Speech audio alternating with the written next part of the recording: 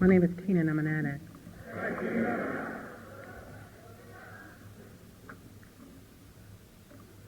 I'm very honored to be asked to speak here at this convention. Can y'all hear me in the back?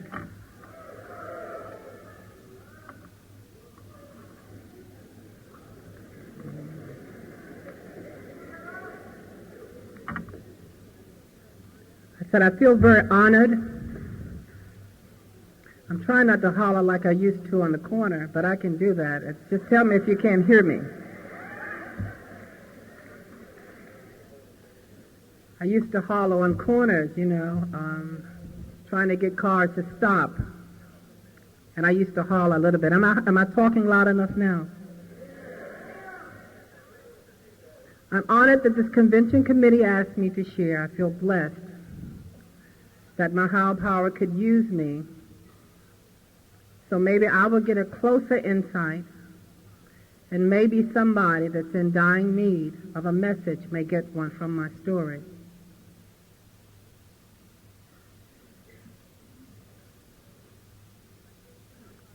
When I came to Narcotics Anonymous, I remember coming to my first convention not too long after getting clean in Washington, D.C. It was a world convention. And I remember being in so much pain, and I sort of reflect on that whenever I speak at a convention because it just did so much for me.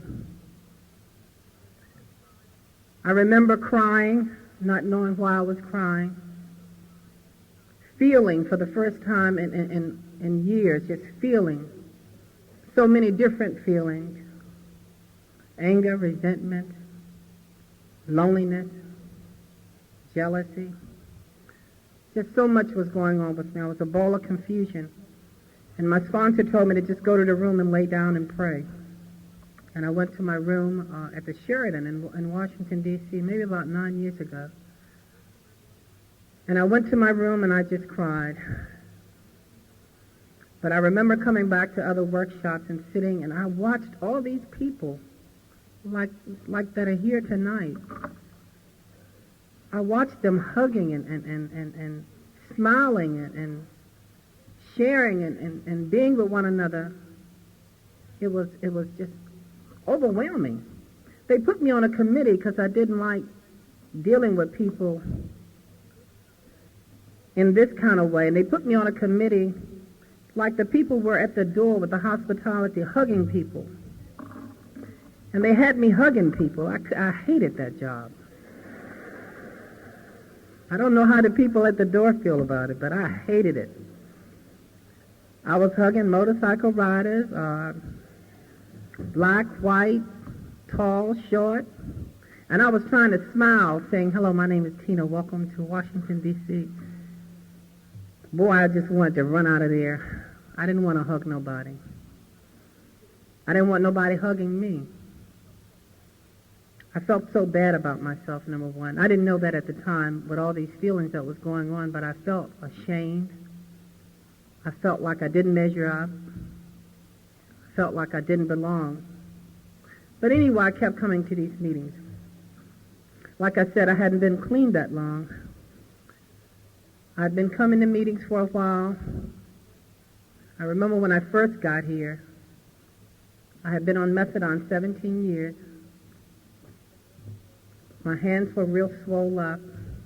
I had track marks on my neck and on my hands, up my arms. I was shooting dope in my feet, between my fingers, under my armpits. Wherever I could get a vein to pay off is where I would ask somebody to try to get a hit from me. I was in so much pain. I would hustle, I'd trick, lie, steal, ride around with people sticking up or whatever somebody asked me to do. I was in so much pain I didn't care, and I didn't care about life. I tried suicide attempts so much.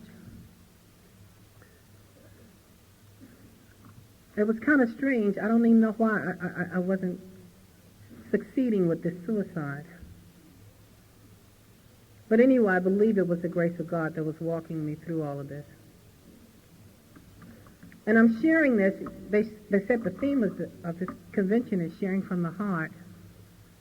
that maybe somebody that may have felt or feel as low in their spirit as I did when I got here, that maybe you can see how Narcotics Anonymous turned my life around.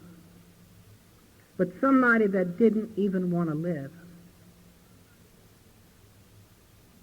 I remember when I was around 17 years old and I tried to commit suicide, and I remember I had been unconscious for about 9 days in a coma.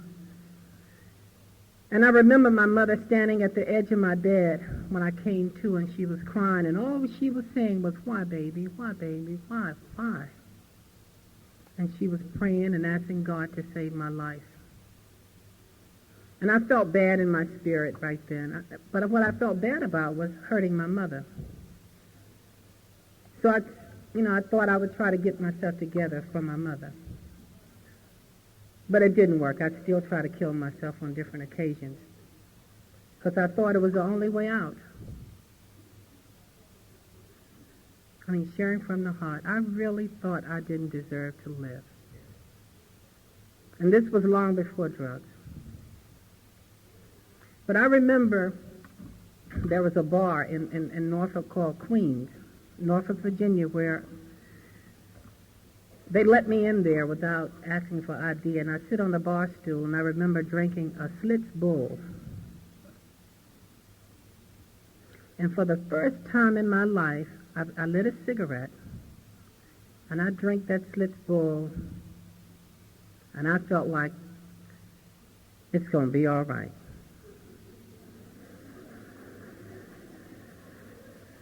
I remember, if though it was yesterday, the man didn't ask me for no ID or nothing. I was painted, something like I'm painted tonight,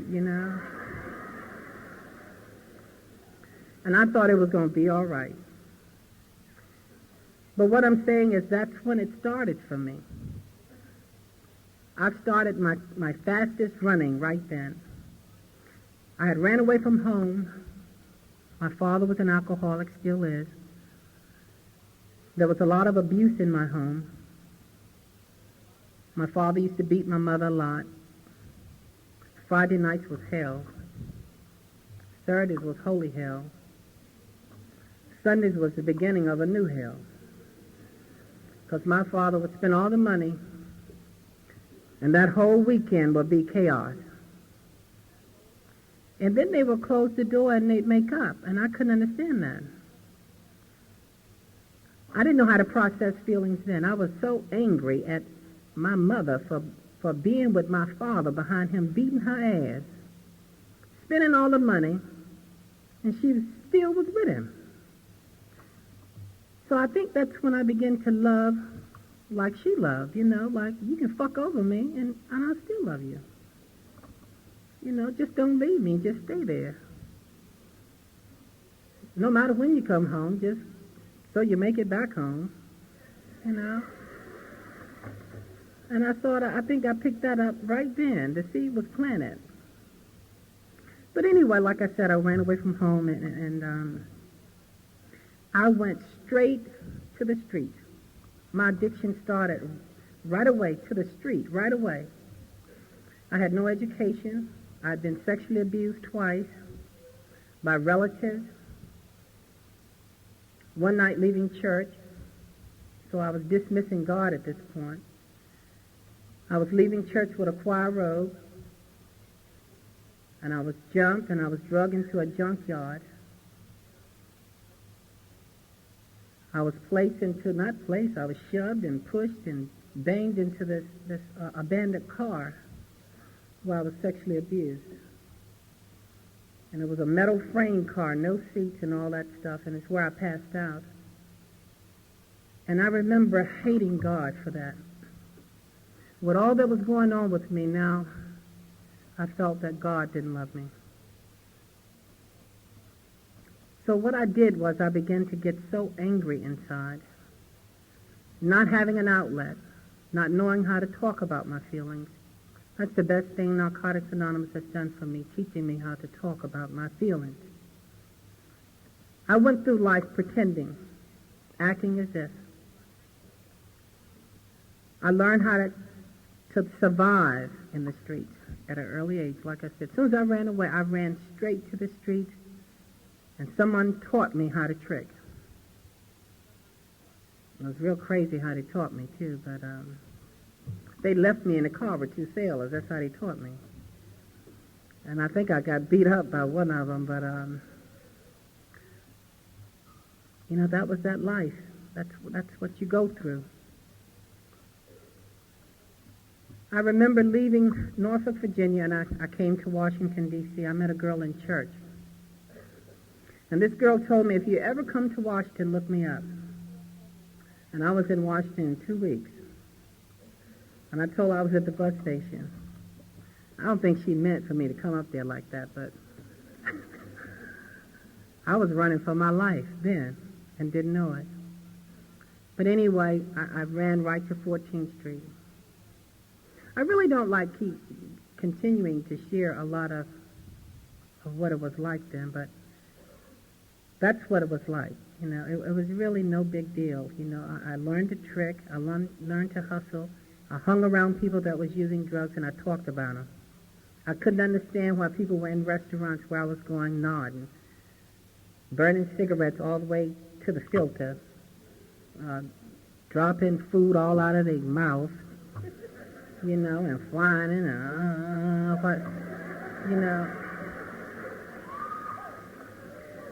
That to me was the most disgusting thing I'd ever seen. I used to pick with them, especially the ones that be on the corner, like all the way down. I used to think that was the most ridiculous thing. I knew nothing about using. I had never even seen drugs until I got here, maybe 17 years old. But anyway, I learned very quick.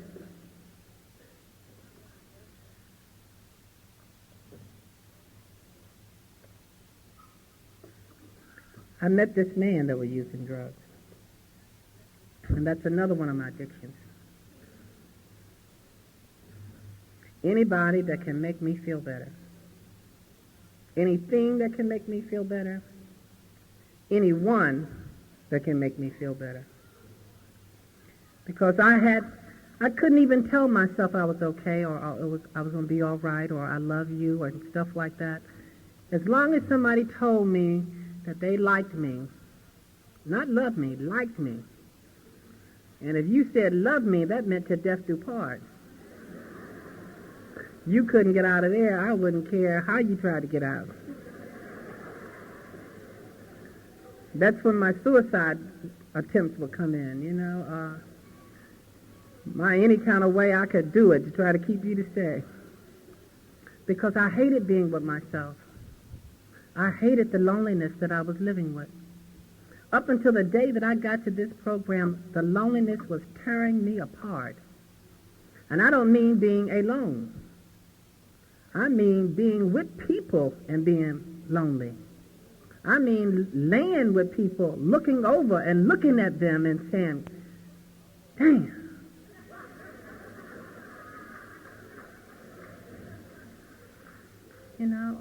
I just couldn't feel that void, but I kept searching through all these relationships, through all these drugs, and it started out just like a lot of people start out with the joint of reefer and the beer. And it traveled on through the acid and through the mescaline and microdots and the volumes and the percodans and the Darvocets and the beauties and you name it. Whatever you had. I said, oh, you do it? How you do it? I remember going looking for coke, and I found BAM, and they said, just scrape it and burn it and do this and do that. And I run that by me again, and they told me how to do it again. And I was out of there with BAM. I'm not this person that you had to jug and jug and jug for weeks. Just tell me to get me off right then, and that's what I'll do. I remember how I first started shooting dope. I promised I could never use needles. Watch out when you say you never. I said, ain't no way. Now, they really stupid.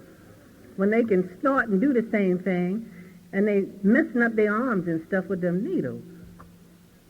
And I remember I had went in with somebody on some dope, and they were shooting dope. And they told me, ain't no way in the world you're going to waste this dope snorting. It takes too much for you. And they mixed it, and the next thing I know, they was carrying on, and the next thing I know, I was saying, well, you're going to give me my part, so you might as well shoot me too.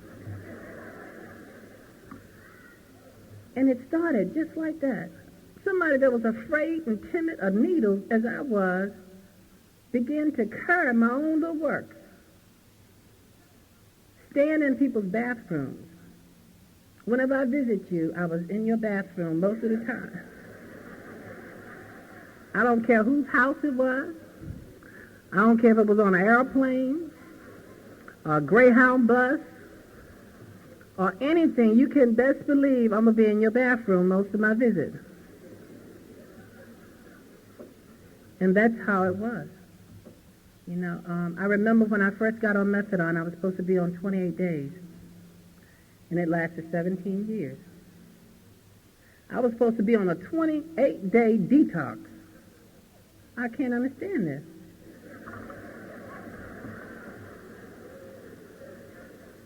See, people on meth teach you how to be on meth. They told me to go tell the doctor that it wasn't holding me at night. And then if you get a higher dosage, you can get on a welfare check. You know, and then you just take some Coke or something to hold it, or BAM. You know, I didn't know. I'm trying to explain how progressive the illness took me and how it just went from one thing to the other. How I found out since I've been here that I was addicted to a way of life, that I have addictive personality, that it had nothing to do with the drugs. It had nothing to do with the type of drugs. It's a whole lifestyle. It's a whole way of life. The getting, the using, the finding ways and means to get more.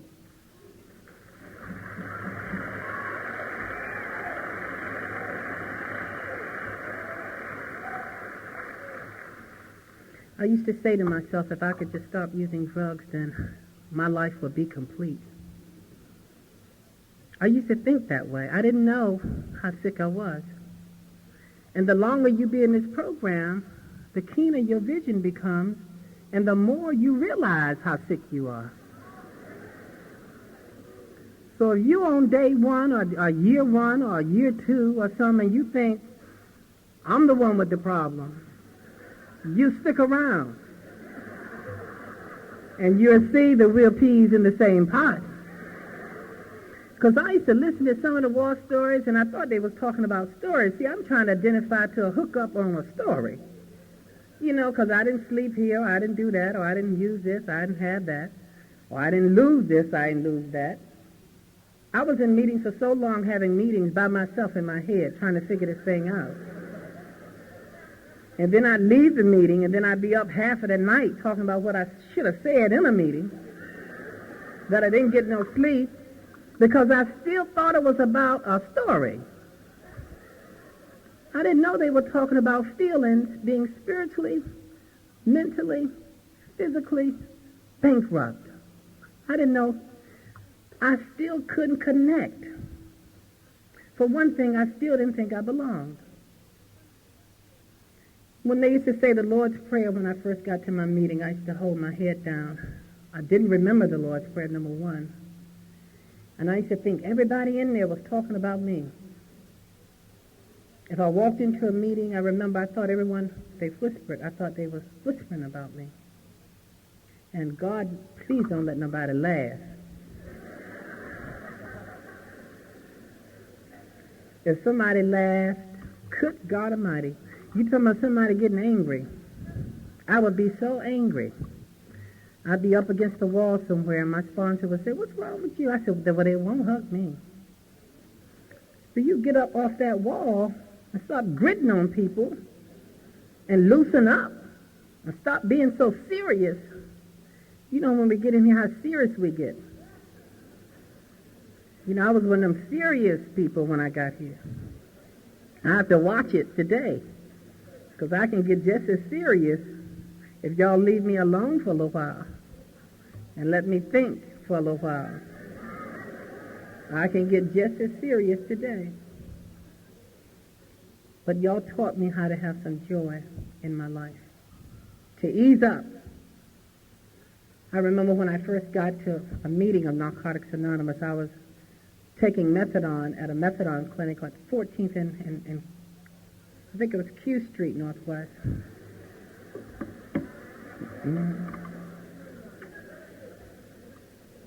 That's the beauty of the program. You're never alone. But they were having a meeting upstairs, and someone asked me, why don't I go to this meeting with them? By this time, I had been in treatment programs. I'd attempted suicide numbers of times. I went in one program, and I completed the program. It was in Portsmouth, Virginia, called Drug Free Center. And they asked for somebody to go on television and tell the community how you can get your life together through this program and how you can be free from drugs. And they asked me, because I graduated, would I go on television? And I told them I would go on television as long as they didn't show my face. Because, you know, when we really make an ass out of ourselves, we don't think people know. So I was in the denial like that I didn't think everyone knew that I was this junkie that I was. So they went along with it, and they put me on television. They put the screen up there so people could see my face. And I told them that if you would go into this 6-month program, don't use, get back in the community, get a skill, get yourself together, that you don't ever have to do that again. And they congratulated me and everything. And I left there, and I went uptown to tell a couple of my girlfriends how good this program was. And I left and I went to school, and I stopped back through there a couple more times to tell them, how they need to get their life together. And if they went in this program, what it would do for them. And this particular day, they were telling me about somebody who had a good package and how good that program was.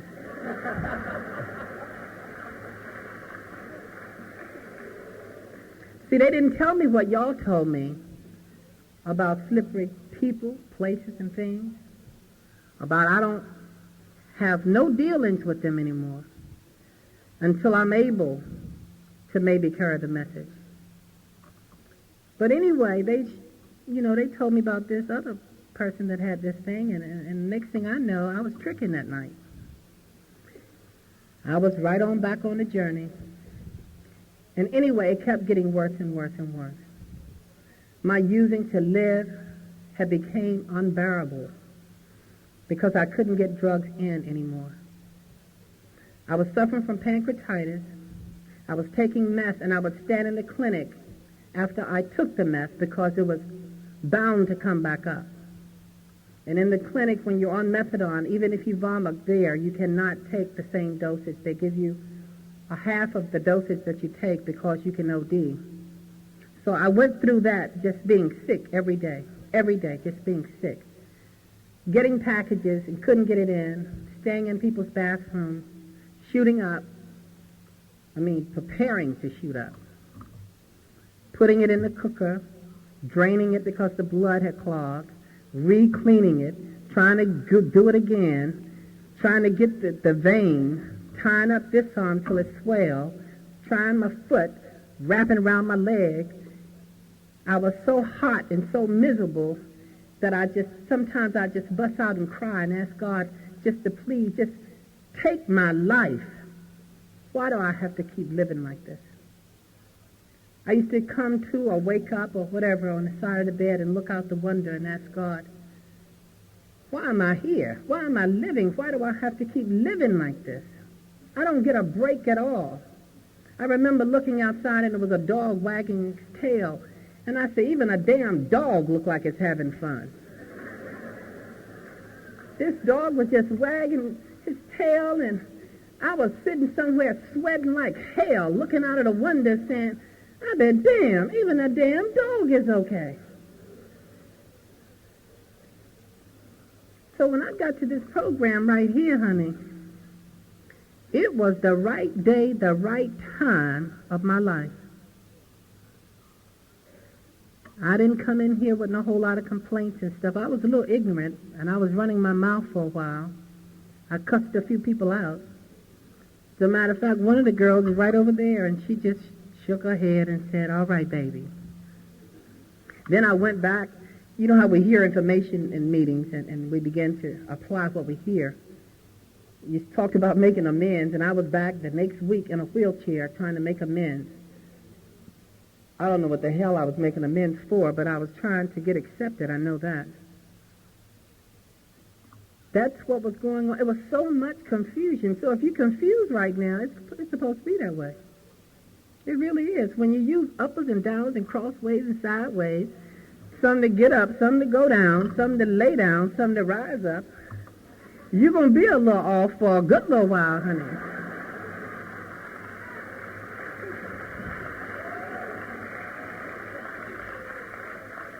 So if you're sitting in meetings sometimes saying you're feeling, but you don't know what you're feeling, that's true. And it's going to be a lot of them days. So you just hang on in there and don't try to figure it out. You just going to have to ride that out. Because there was a lot of days and nights like that. I remember after coming to these meetings for a little while, they had cheese and some juice and some crackers. I never will forget it.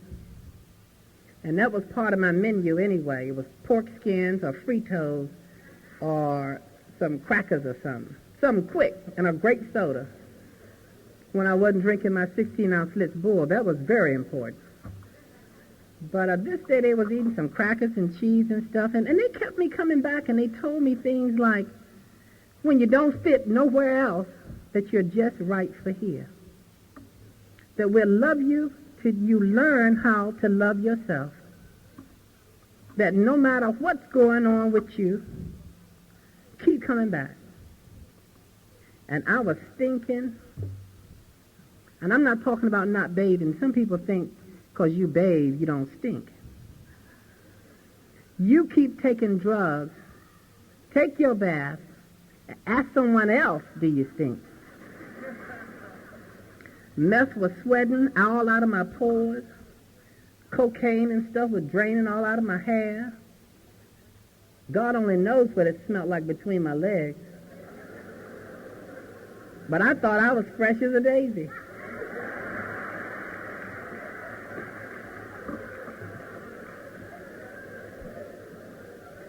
I was telling someone just driving up here, you don't know what's going on. You don't know what's going on. You know, you stand around somebody just drink all day long, and see how they smell. Let them take a shower or whatever, but just see how that liquor comes out of the pores. And you stink. I don't care how you figure it out, you stink. I use cologne and all that stuff, but I stink. When I got here, and I remember hearing this girl one day she was sharing from her heart about coming off methadone. And I was so lit. And I mean, that's important because people, when they come to meetings and they toe down or they drunk or whatever, let them keep coming. People in here that keep using and keep going back out, don't write them off. You don't know what's going on. When people, you think you can size people up by looking at them, you don't know what journey they took to get here. So you don't know a lot of times what it takes. The only thing you need to do is just love them. They love me in spite of. I felt so bad about myself. People would come up to me and hug me.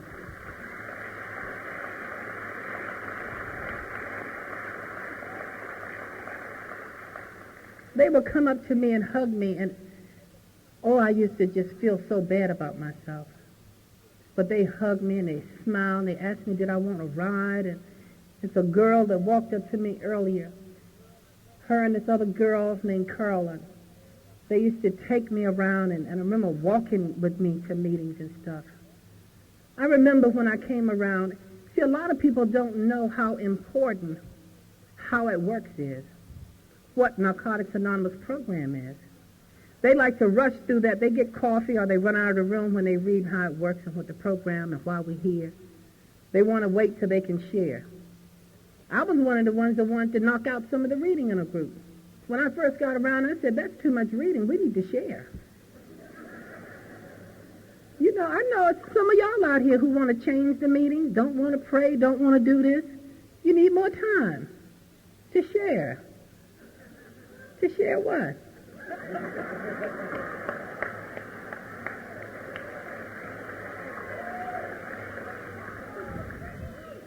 I mean, if we could just sort of hear what they talk about, the unity, as long as the tides are stronger than those that will tear us apart, all will be well.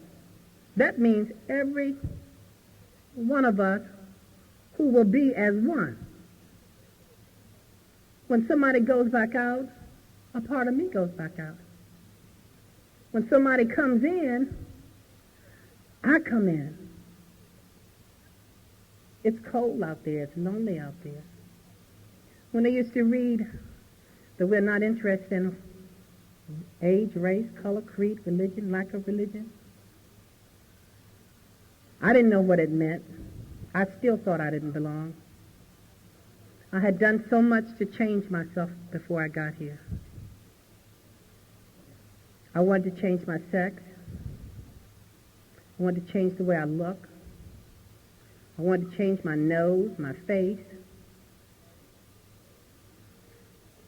People used to tell me, Tina, I got a sponsor that told me just like this. Don't try to change nothing, baby, on the outside. We're going to help you start inside out this time. There were people that walked away from me. There were people that wouldn't hug me in meetings. I remember sometime they would make a circle and how miserable I would feel when I'd stand next to somebody and they would hug their arm out to the next person and they would drop their arm down on the side beside me. And my sponsor used to tell me, that's not your problem, baby. Let them keep walking. You keep trying to do what you're trying to do, and God's going to work it out. Some people don't even know, and still to this moment don't know why we're here. It ain't got nothing to do with you being black, white, whether you're big or small, whether you're very attractive or whether you think you're unattractive. You know, a lot of us got so many prejudiced things with us that you got to look a certain way. I got it. I ask God to help me daily.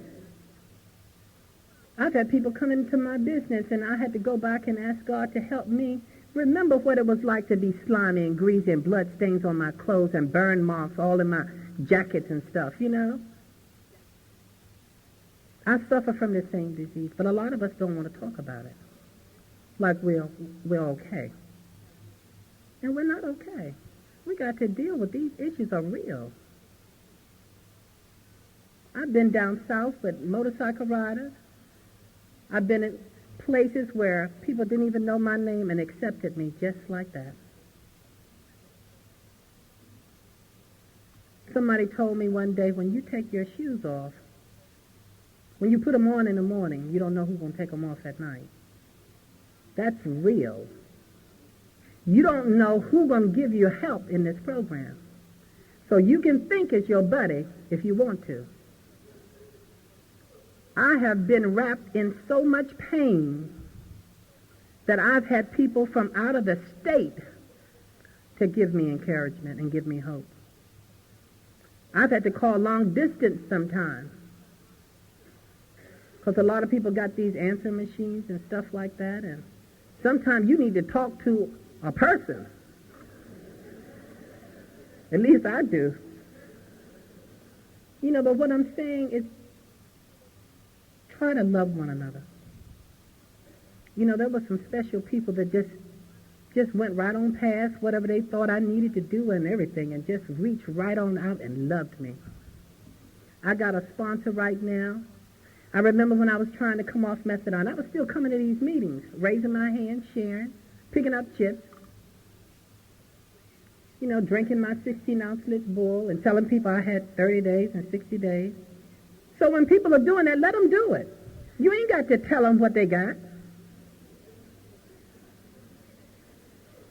I spoke at anniversaries, and I had all kind of things going on in my head and still believe to this day, but it ain't my place to judge somebody. It ain't my place.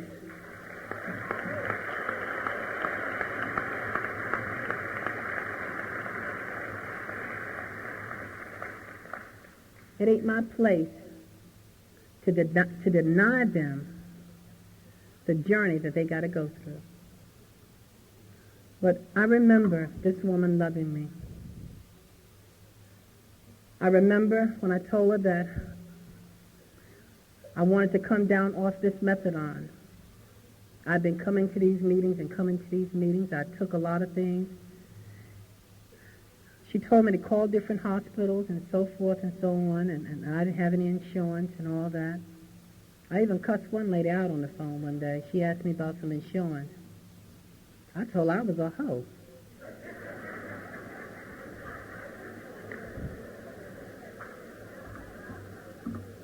I said, what hoe has insurance?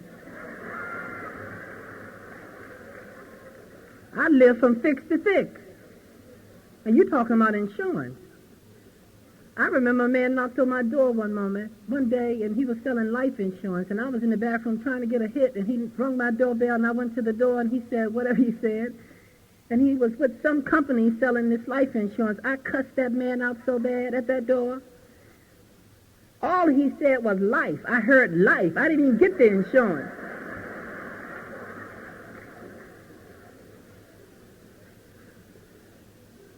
But anyway, I kept calling these places, and one day I remember clearly in February, I went to the methadone clinic, and I took my meth. I've been coming to these meetings. I've been walking around with my basic text and my Bible. So you know a lot was going on with me if I had a Bible and a basic text. I'm coming out of this one, honey. But anyway, I walked in there and took that mess that day, and that lady asked me, how did I feel? And when she asked me that, I felt like slapping her out of the chair. How did I feel? I had been on methadone 17 years without a break.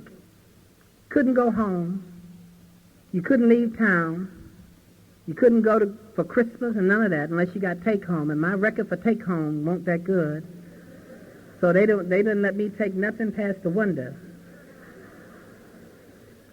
But she asked me, how did I feel? And I am so grateful today for coming in the meetings and y'all talking about feelings. The first time in my life, for I don't know how long, I heard her say, how do you feel?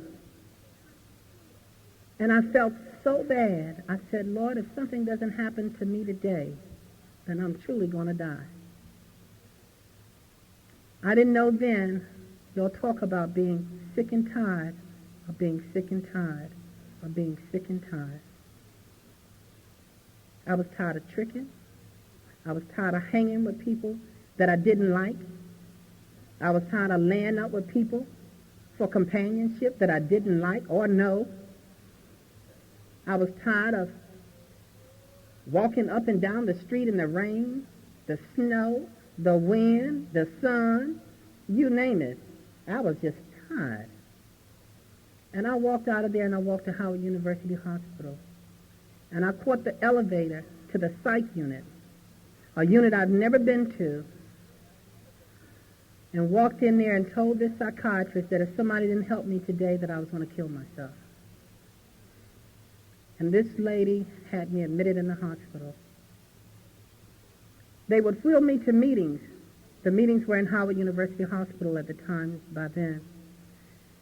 They would wheel me down to meetings. I was still with this basic text and this Bible now. You got to keep up with that. Because it talks in there about going out on a religious zeal and stuff, you know. And I was reading this Bible constantly because I thought Jesus or God or somebody would open up the sea for me. And he did. I was looking for water, but I was in a sea of addiction. I walked in there, and I was coming to these meetings in this wheelchair, and one day I went back in my room, and I tried to do a fourth step. I was reading the Bible and the basic text, and I was trying to work the steps right away like y'all be doing when you first get in here.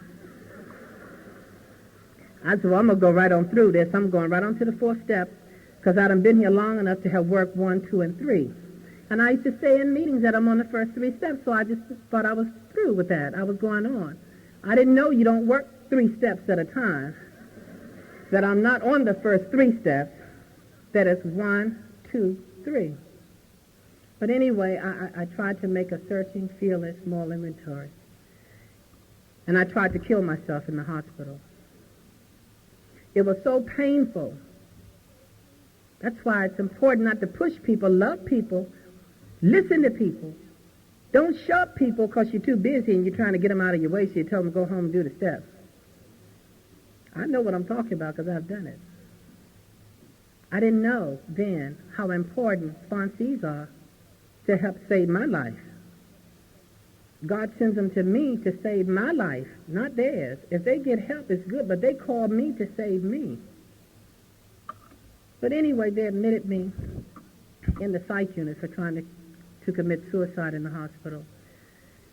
And I remember coming off of that methadone and being in that hospital. And I remember calling my sponsor up. And my sponsor told me, because I was going to kill myself again, I thought I had to die. I didn't think I could live without using drugs. This has been my whole life of using. I never got a break. I went to jail, I got right back out. I used constantly all my life until the veins had collapsed, the nose had bled. I couldn't put drugs in no way. My stomach wouldn't take it. Pancreatitis had me throwing up everything, even a beer. You know, so if I could get something else in, I don't know what would have happened, but God had helped me get to a point where nothing worked. So I remember calling my sponsor from the psych unit, and I told her, I can't make it. And I want to share this with somebody that may still be on drugs. She told me, she said, baby, you don't have to go through this but one time. You don't ever have to look back at this. You can make it. You can come out of that psych unit. It'll be all right. And I remember going back into that psych unit, into my room, and I remember she taught me, right then she told me, she said, there'll come a time when you got to find a God of your understanding. You got to learn about the power of prayer. You got to learn how to pray and get outside yourself and ask the power to help you. By this time, I was so angry with God from the abuse and the leaving the church and all that. She told me you got to unlearn and relearn a whole new way of thinking. You got to let all that go. You got to find this thing for yourself. It's got to be a personal relationship. I went back in there and I began to pray, and I began to pray like the only way I knew how to pray. I used to pray, now I lay me down to sleep. I pray the Lord my soul to keep. Lord, please let me die before I wake. And I pray the Lord my soul to take. I still didn't even want to live. I used to pray at night to ask God to take my life in my sleep because I didn't want to face another day.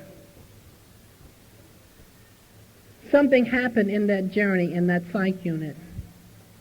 Y'all talk about came to believe. Somehow or another, by me praying and asking God to take my life, I truly believe that he took that one and gave me a new one.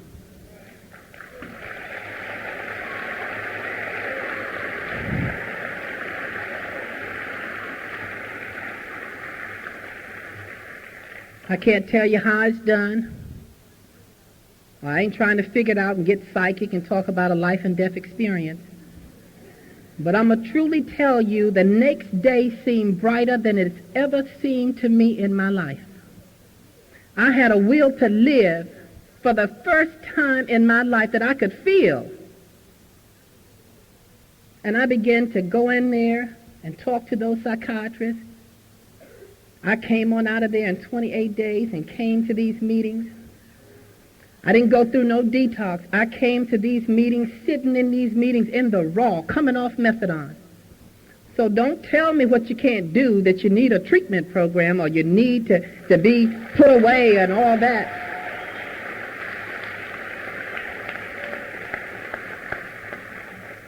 Narcotics Anonymous, the 12 Steps in Tradition, held me together for nights, for days, for weeks, for months at a time. I used to come to these meetings and I used to sit with my hands underneath myself and rock in meetings. I'm talking about aching from methadone for years. I used to have sweat bumps on one arm and cold bumps on the other. They would be talking and I had to jump up and almost shit on myself. I didn't want to say it like that. You know, I was trying to find a polite way to say that. But y'all talk about sharing from the heart. Mm-hmm. But I had diarrhea so bad, for months I couldn't sleep. I used to have people to talk to me. They used to have meetings before the meetings, meetings in the meetings, meetings after the meetings, meetings late at night. I used to just sit on the phone and have meetings with people because I couldn't sleep and say, what will I do? What should I do? What about tomorrow? I mean, what am I doing? What will happen? And they just would talk to me and love me and just tell me to hang on in there. One day at a time. Get to the minute. Get to the second. 1 second at a time. Things are going to get better. I remember going to this club we call the Metropolis Club. Somebody telling me, so how you feel? I said, so-so. He said, one day you're going to feel better. You're going to feel better. You're going to feel better. And then you're going to feel better than that. I'm here to tell you today that I feel better than that.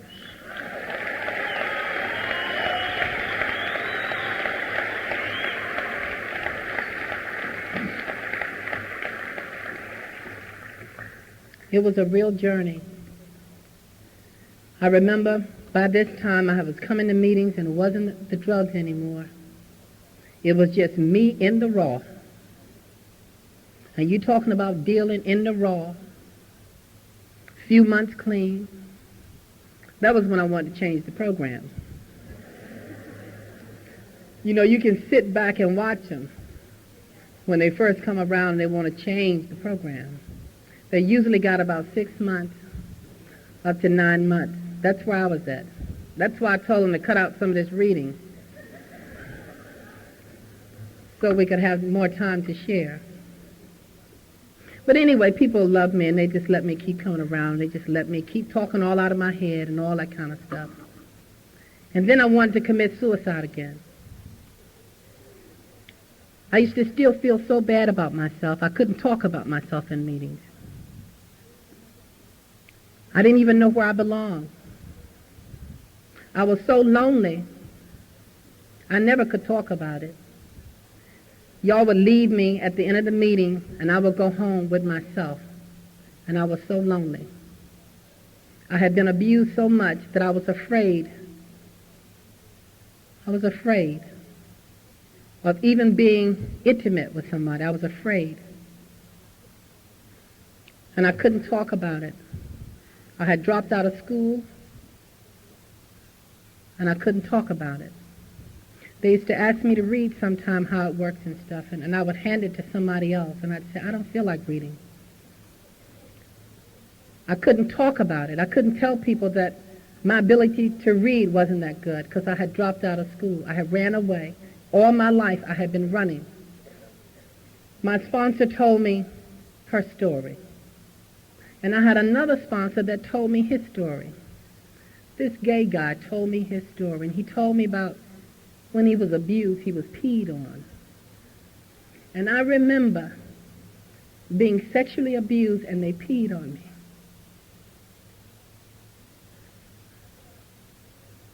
I thought I could never, ever share that with anybody. But this man opened himself up to me, and he shared it first. And he told me that I'm not there anymore. Every day that I'd wake up and I'd wash up, I still felt dirty. I felt like a piss pot. They used to call me piss pot when I was little. I peed in the bed and all that. But then at this time in my life, I still felt this abuse. My sponsor was able to help me to let it go. She said, you're not living back there no more. It may have happened to you, and it may have not been right, but you're not there anymore. Let it go. I didn't know how to let go of the past until I got to Narcotics Anonymous. Y'all gave me steps. I stayed in step meetings. I didn't talk steps. Y'all told me to work the steps. There's a difference. Y'all told me if I wanted freedom, then I had to do some things. My sponsor told me how to roll my sleeve up and get to work. Not keep complaining and whining about the same situation all the time. The same thing all the time. I called her up and she said, oh no, baby, not the same damn thing. She said, you call me back. She said, I done heard about this so much. I want to know what we're going to do about it. I'm so grateful that I had the kind of woman in my life that cut out all the bull. You know, some people say they don't like tough love. Honey, it took tough love for me. Somebody that manipulates, schemes, connives, lies, cheats, you know, try to just get over, get under, get around anybody. You know, y'all talk about it too. One addict best understand another addict. Somebody had to tell me, honey, stop the dramatics. There's no performance tonight. Stop it. You know how we get in meetings and we get to crying and we got these sad stories and, you know, and somebody want to give you some feedback and you study saying, I know. But that was me. I used to raise my hand in meetings and they had stopped calling on me. I'm talking about somebody that whine and complain all the time. I didn't care what they was talking about, joy, gratitude, anything. If they called on me, the meeting was going to go downhill.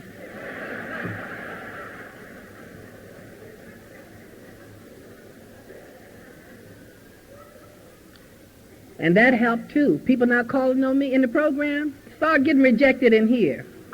You know, start feeling like you're left out in here. You can call it tough love or whatever. You know, but my sponsor told me you never tear somebody down unless you can build them back up.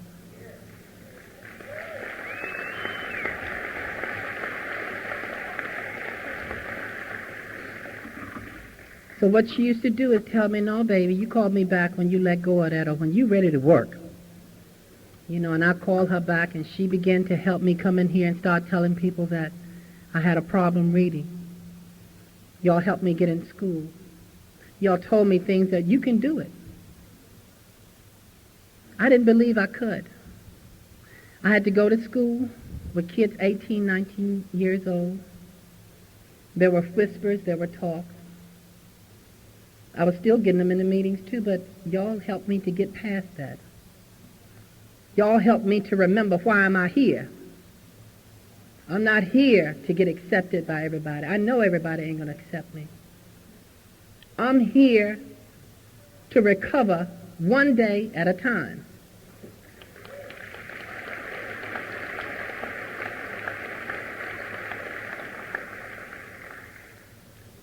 Even in school, it was the same way. I had to sit up in the front of the class just like I did in school. You know, people used to talk about me, like I said. They were calling me he, she, fags, punks, woman, change, sex change. They didn't know what the hell was going on. This is what they was calling me. They was doing that in the rooms too. My sponsor told me to tell your own story. Take the weapon out of their hand. You can tell your own story. Narcotics Anonymous gave me freedom to tell my own story. They called me everything but a child of God. I found out since I've been in this program that I am a child of God.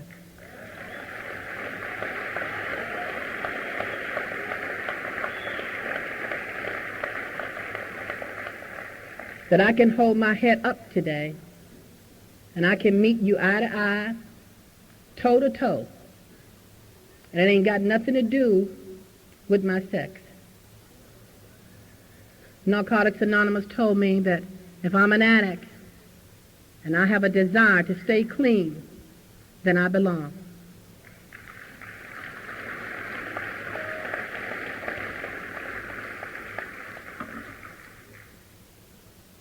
You know, someone asked me to speak at a convention, and I spoke there, and when I got there, this white guy walked up to me, and this old man had about 20 years or so, and he said, "You know what? I'm so glad you came here tonight." He said, "Before I met you, someone walked up to me and said, 'Hey,' I'm not going to call his name. He says, 'Guess what they got speaking tonight?' And he said, 'I am so glad I had a chance to meet you, to let you know that you're one of us.' And that was a good feeling from a man I didn't know. But y'all gave me that kind of love in here. I remember people feeding me when I was hungry because I knew nothing but prostitution. For I don't know how long in this program I didn't have a job. I was in school. I was on public assistance. I had to take help from vocational rehabilitation. So if you think it's something wrong by using these programs, use them. That's what they're for, to use, not to abuse them, but to help you come up out of the gutter. You know, it ain't nothing wrong with that. But anyway, this is what I was doing. People fed me. I walked in meetings and told them I didn't know what to do but to go tricking. I'm talking about being addicted to a way of life. Some of us don't know how to talk about that. We're still stealing and trying to make ends meet and stuff. Let people know. People will walk you through it. You know, they walked me through it. I just knew I had to keep tricking. Somebody said, "You can't keep feeling good about yourself, baby. You can't keep doing that. You can't keep doing this and that for a few dollars." And look in the mirror. I thought I had to live like that. Y'all taught me how to hold my head up and to stand for something. To start school, I started school and I stayed in there, I hung in there. I used to go to meetings for about 2 years with a white uniform on. I was in beauty college. And I kept going back to meetings, and I got my cosmetology license. Y'all helped me so I could concentrate and read. I couldn't even read when I got in school. And then when you read something like this right here, and at the end of the page, you forgot what you read at the top of the page. And I'd be, the hell is happening? These kids had answers just like this, bright kids. And I'd been somewhere shooting dope, sniffing glue or whatever y'all was doing, or poppers or anything. But anyway, I stayed in school and I was able to get a career together. Y'all helped me get back with my family. This was something that I wanted so desperately bad. At Christmas time, I wanted to go home so bad. I couldn't go home, but my hands as swollen as they were, with track marks all on my neck. Y'all gave me my family back. I had 2 daughters that I could never talk about in this program. When they were 1 and 2, I walked away from them. I thought my lifestyle was more important. I thought what had happened to me was more important. I thought it was just about me, and that was important. Y'all taught me how to stand for something, to make amends, to work the steps in all my affairs. I had to go to Norfolk, Virginia, and meet these two girls. They didn't even know who I was. And I did that because this is what y'all told me I had to do. Today I have a relationship with them that is unbelievable. My daughter called me the other day, and she was going through something. She was depressed. And for years I've wanted to, but I know time is so important, and God sets the time for certain amends. I was able to let this girl know who I was. Not biologically who I am, but spiritually who I am and where I come from. About the psych units and the horn and the tricking and the men and the this and the that and the running and the trying to find me. You're talking about a good gift that y'all gave me, the ability to share my story and feel okay with it. Not for acceptance, not for a pat on the back, but to be able to help somebody with no strings attached. I wasn't after nothing. I just want to let her know that she can get through it. She called me the other day. She's moving to Washington, D.C., and she wants to work in my salon. I couldn't have asked for anything else.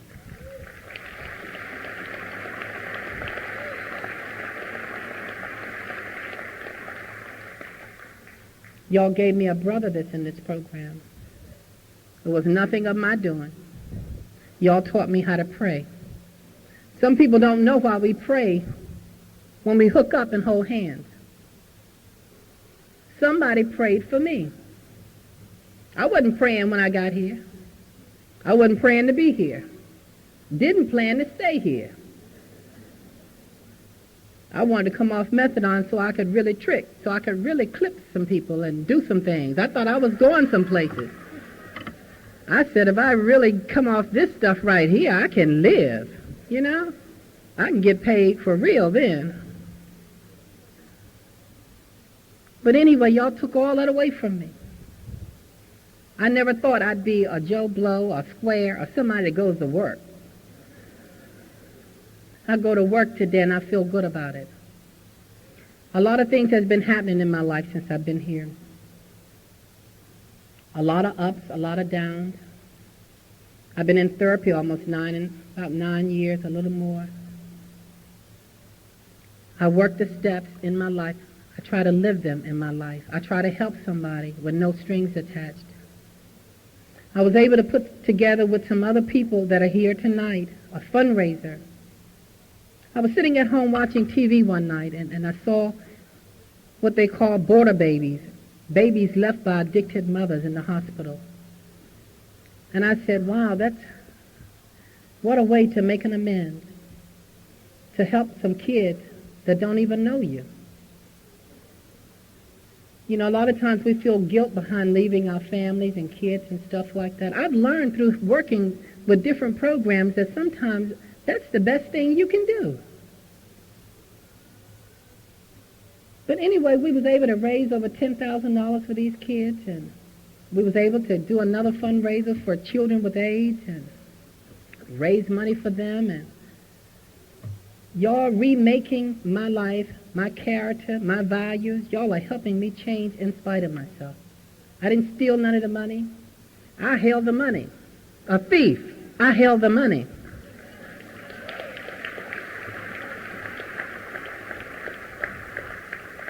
I'm the one that you couldn't even trust in an oil joint.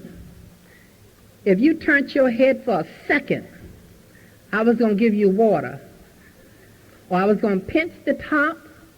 I was going to squirt 10 cc's or something out of the way. You couldn't turn your head on me for a second. And y'all taught me how to be about something today. Not only that, I've been able to sponsor some people that came to me that had the HIV virus. And I was wondering, why was all these people coming to me with this HIV virus? I sponsored one guy for 5 years and he passed with the AIDS virus. Some of us don't like to talk about it in meetings, and we don't want other people to talk about it. But it's real. It's real. There are going to be a lot of people falling out of here. And the only thing you can do is stick with them. Don't give up on them. Don't let them go. Don't set them aside. You're going to miss your blessing. I was there with this guy and his family until the end. And I am so grateful that I was able to be available for somebody. I didn't know God was preparing me for something. See, we don't know. Sometimes we think we can figure the journey out. You don't even know why the person is sitting beside you.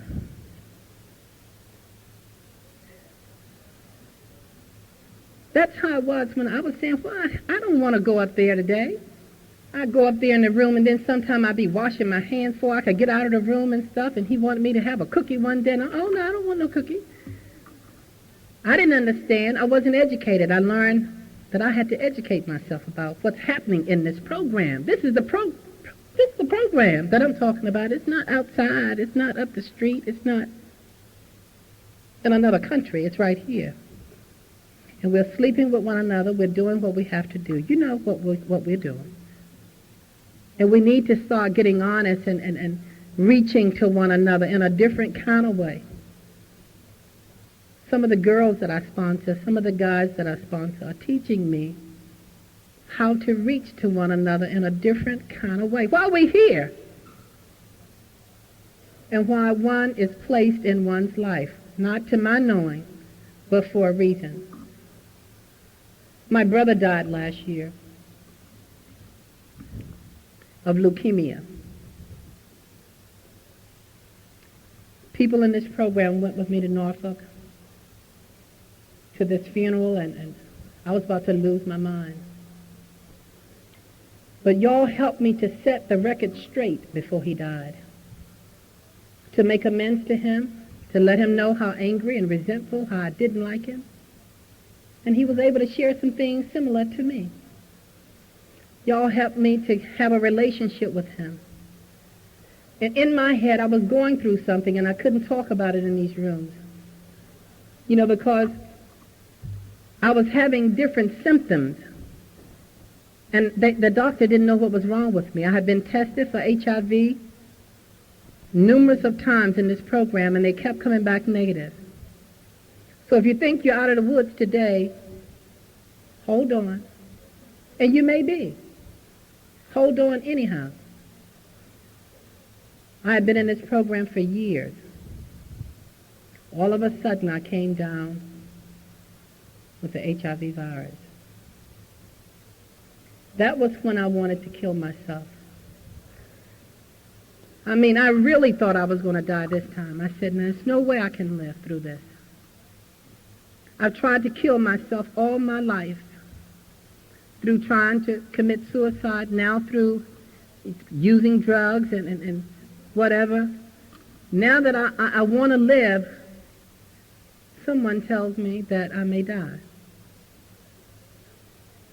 I couldn't even tell anybody. The lady that told me in her office, she asked me did I want a hug, and I said no. I had to get out of there right away. I wanted to pick up somebody. I wanted to run, have sex, have drugs, have anything. I didn't want the feeling that I had. I felt that same dirty feeling that I felt when I first got to this program.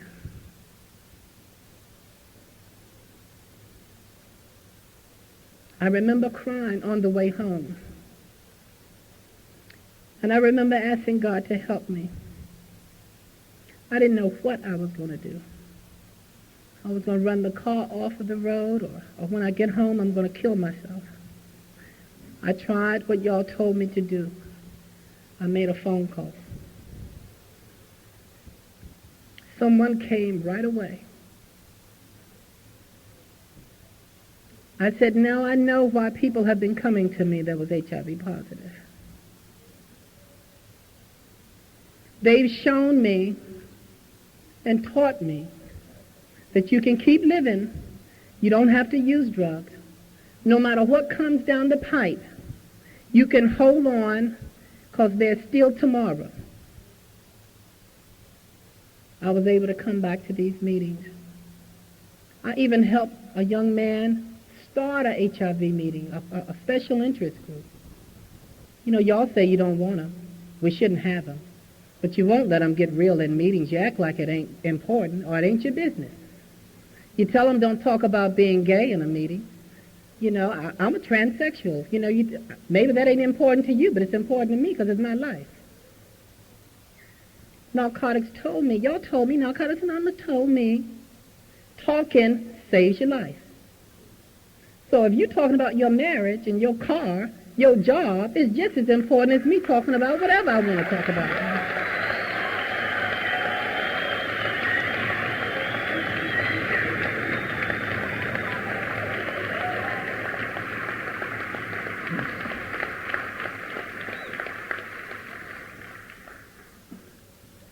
And I'm not trying to come down on nobody or judge nobody or tell you how it works. Only thing I know is how you tear a spirit up when you act like it ain't important. Like who's supposed to be here? Or who's more important than the other person? Y'all told me there ain't no big U's and little U's around here.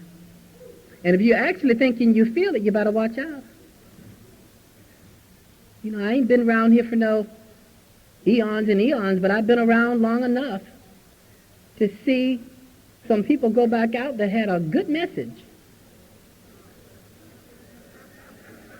I mean a damn good message. So I try to get real. You talking about sharing from the heart. I try to share from the heart. I try to come in here and tell you now that I got my own business. I went to Europe last year with Fidel Sassoon, with Jazz. We went over there to go to school, and things were real good, and I've been clean 9 years and going on 10, and 2 o'clock in the morning, honey. Europe ain't helping me out. How many years I got ain't helping me out. I got to come to meetings and tell y'all about loneliness. Loneliness for a way of life. Sometimes I want to go riding at 2 in the morning. I had to come to meetings and talk about it. Yeah, you with that much time? Yeah, me. I've been almost 9 years without a relationship. Y'all think this is a joke. I'm talking about coming to meetings, smiling with y'all every day, angry as hell, going to all these NA weddings, throwing rice like I want to knock somebody out with it, you know.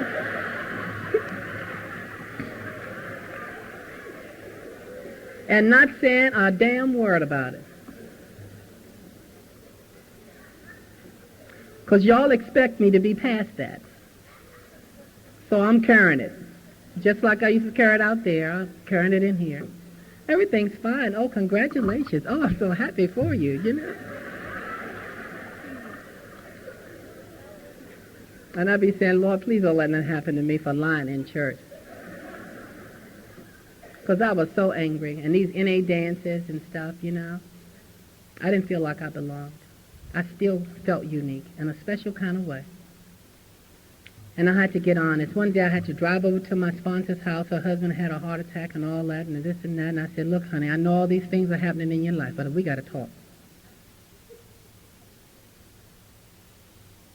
And she was able to listen. And then she said that, I don't believe you coming. Wait a minute. Don't underestimate. Don't figure out where I'm supposed to be at. Listen. This is real.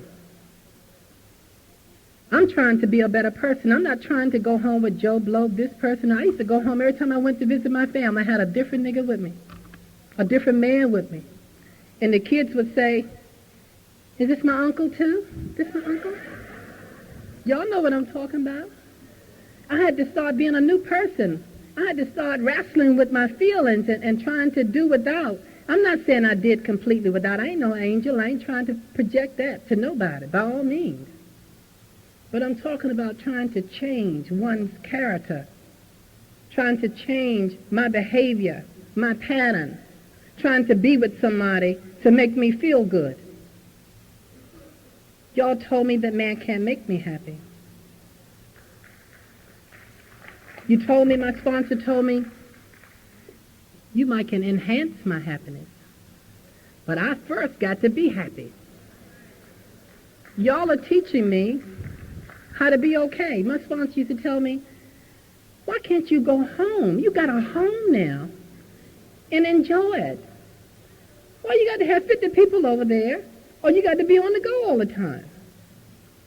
You still can't relax? You can't kick your shoes off and just look at your television or something? And I thought about it. So I try to go home now and relax. And I try to come to meetings and share from the heart. I try to tell people just where I'm at. And they sort of are walking me through this journey. Recently I met somebody. I didn't even want to talk about it in meetings. But anyway, I met this guy. I knew I didn't know much. Only thing I knew was sex. I didn't know about intimacy and sharing and caring and giving of myself. But anyway, this thing got a little bit too much for me. And I had to come to meetings and go to my sponsor most of all, and she had to tell me, I was wondering where you was trying to go with this. You know, because I get married right away. I don't need no preacher. I don't need no church. I don't need none of y'all to tell me about to death do part. I know that already. That if you say you want me and I want you, it's to death do part. And I get that smothering kind of love. You know, and I get to obsessing and tree boxing and watching and wondering and figuring, and my whole day is nothing but chaos trying to figure out what's going on. And if you tell me you're going to call at 11, by 2 I have practically lost my mind. But I won't tell nobody.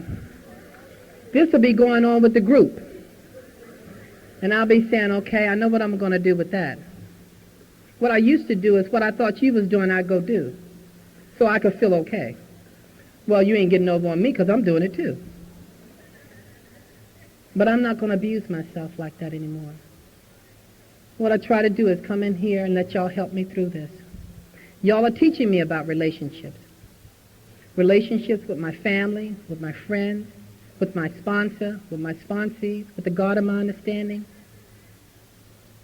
And I knew that I needed some space, and that's a hard thing to say. It's like admitting defeat. But when a relationship gets to feeling worse than it feels good, I think it's time to get out.